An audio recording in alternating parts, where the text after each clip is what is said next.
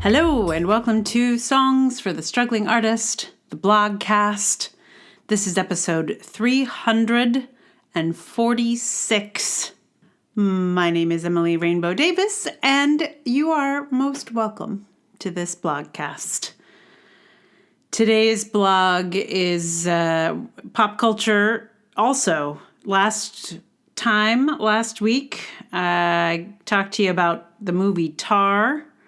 Today, I'm back on the game with Fleishman is in Trouble, Part 3. I didn't set out to write a 3-part series about Fleishman is in Trouble, but first I wrote about the book, and then because I wrote about the book, I felt I had to watch the TV show, so then I had to write about the TV show. And then this third one is content about the TV show that gave us more context actually for both the TV show and for the book. So, accidental part 3, but part 3 nonetheless. I do not think you need to have seen the show for this to make sense. And it's not really a spoiler. The only kind of spoiling has already been spoiled in many other places. And it's not like the kind of story where it's like a big secret, right? Like, nobody is somebody else's father, or it's not like, oh, the super secret superhero is actually this mild-mannered accountant. It's none of that, and I don't talk about the secrets anyway. So I think you're safe if you have not seen it and you want to be surprised by it. There are spoilers in the book post, so if you want to hear one with spoilers, definitely go back and check it out. I will, in this one, make reference to that first one, and that is simply just that I called that first post Tricksy Feminists, and it was in reference to there being a tricksy plot point in the book that is also in the TV show. Anyway, I think that's all you need to know, though. So, without too much further ado, here is People, Trojan Horsing, and more Fleishman is in Trouble content. Probably because I have now written 2 pieces about Fleishman is in Trouble, my friend sent me Lizzie Kaplan's interview, where she talks about the show and her role as Libby. My friend figured I'd be interested, and he figured right. Lizzie Kaplan explains that the writer, Taffy Brodesser Akner, created the novel as a kind of Trojan horse, a way to trick people into reading/watching a story about a woman. Tricksy, didn't I tell you? Kaplan says, Libby discovers in our story that people don't seem to care about her stories if they're written about a woman. They care about them if they're written about a man. And so Taffy manages to kind of Trojan horse the real story into this. You think that you're watching this story about a man getting divorced, figuring it out, dating apps, and you're really not watching that story at all. End quote. And I am sympathetic to this problem. I write women's stories, and I can confirm a lot of people aren't interested. People may, in fact, need to be tricked into caring about women's stories. It's these people that I'm suddenly curious about. Who are these people who only read stories or novels if they are about men? Who are these people who will only watch shows if they are a man's story? I doubt anyone would cop to being one of those people. Most people don't like to think of themselves as being so biased. But I also can't argue with the assertion that men's stories are the preference of most people. Both men and women. It's not shocking, given the media diet most people grew up on. For a very long time, the prevailing idea has been that girls will read stories about boys, but boys won't read stories about girls. So, most stories had boy protagonists to have the widest appeal. Thank you, the patriarchy! I'd hoped that might be changing, but the sense of people makes me fear that we're no better than before. The thing is, while I can't argue that the majority of people seem to prefer stories about men, there are a lot of us who are very keen on women's stories and always have been. Are we not people too?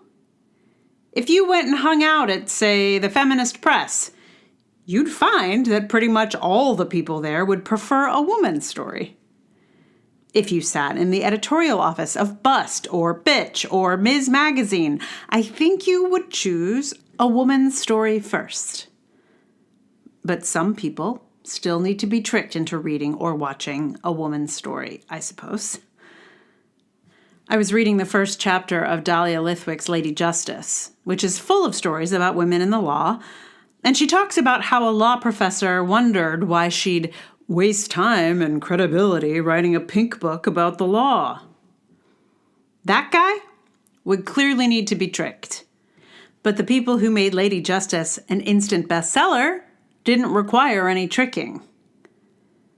This is the part that feels key to me. Who are you trying to talk to?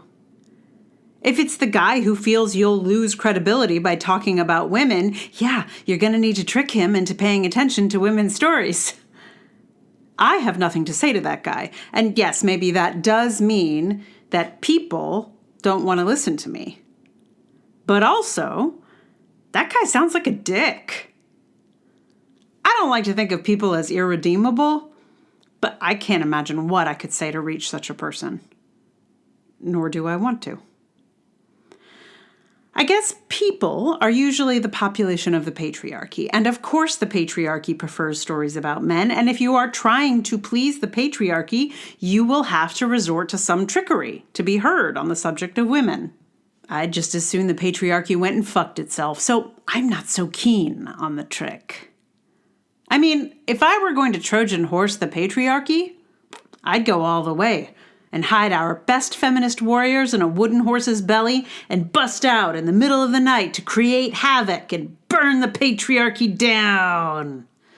Then dance in the moonlight over the dying embers with my sisters. But people don't like that. I had one of my sweet patrons from Patreon message me after this post and say her husband is like this. Like, he won't watch any movies with just women in them. Oh boy, I did not know what to say. Like, sorry? My condolences? I guess I'm sorry about your husband's sexism. I don't know. I'm still a little bit baffled. Anyway, I suspect that the Fleishman in trouble moment is over. But you know, I thought that before. So, could be. There could be more. Never say never. And Lizzie Kaplan, if you're listening, I apologize for my broad imitation of your voice. I just called it to mind and I did a broad take. If I were really trying to imitate you, I would have listened to that chunk multiple times, figured out the subtleties, repeated it exactly as you said it.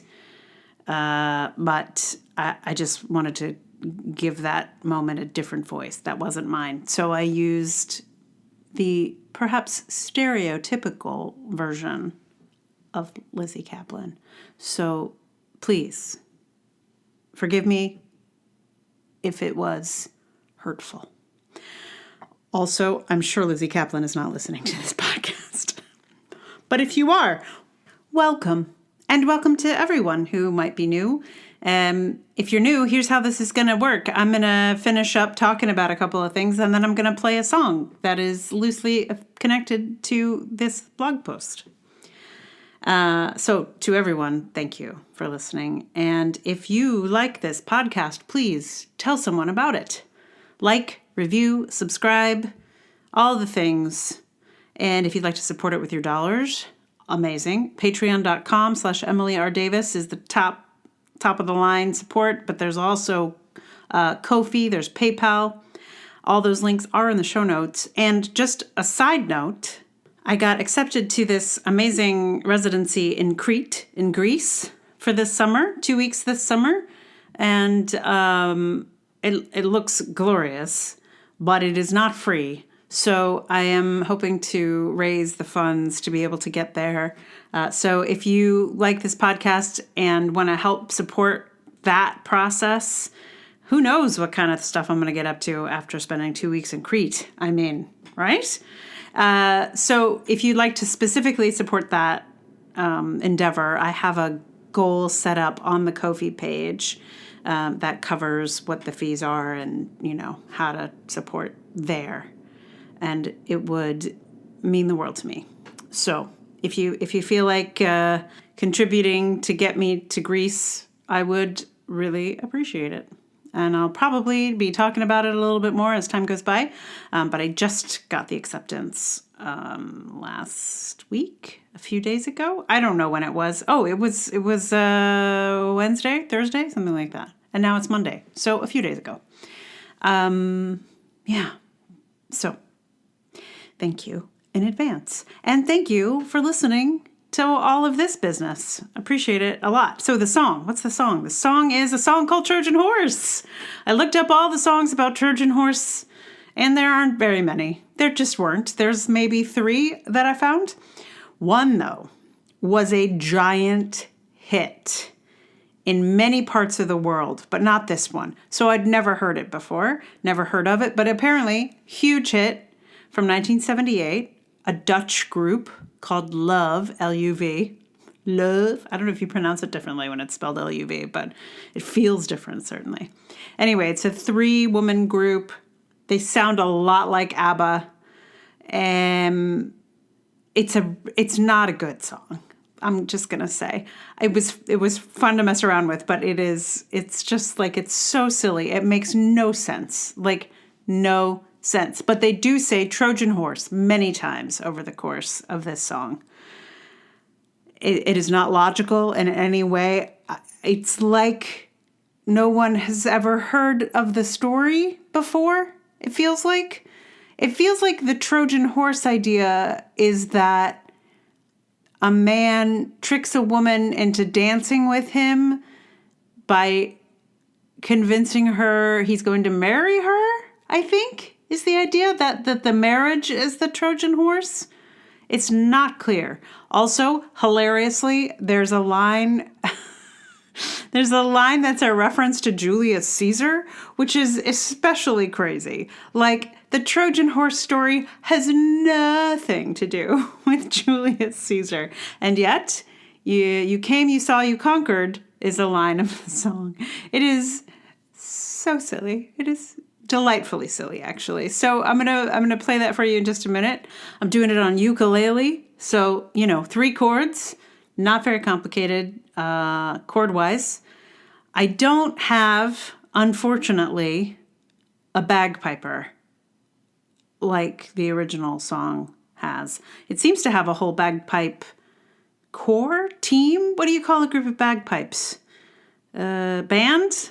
I don't know, but there are multiple bagpipes in this dance hit. And you know what? You can't say that about a lot of songs. You really can't. So it is unique in that fashion. Also, if you would like to see just a classic, incredible dance number from 1978, the video for this, there's like a music video, but then there's also like a video from them on like something like Top of the Pops or something like that. I feel like it's going to have a TikTok revival at some point because it's really simple and also just silly. It's good. It's good old-fashioned 70s dance moves, and I loved everything about it. So you got me here on ukulele, few Emilys, trying to be all the ladies in the band, and just enjoy how just delightfully silly this song is. Here it is, Trojan Horse.